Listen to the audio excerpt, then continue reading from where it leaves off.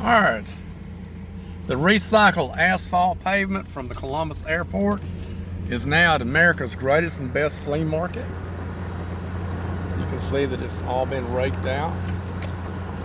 Cars in the morning. See a dozer up here.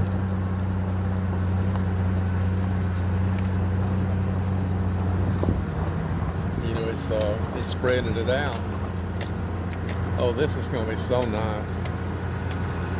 Still got to look at it right here. It's got to be spread up.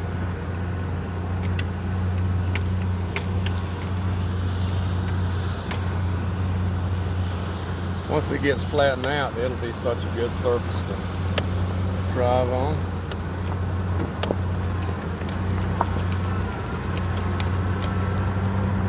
Now this part was done last week right here.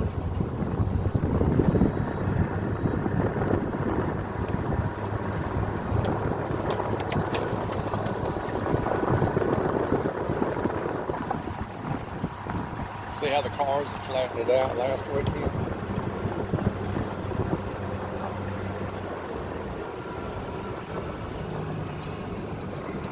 See the bulldozers out here now, breaking it all around.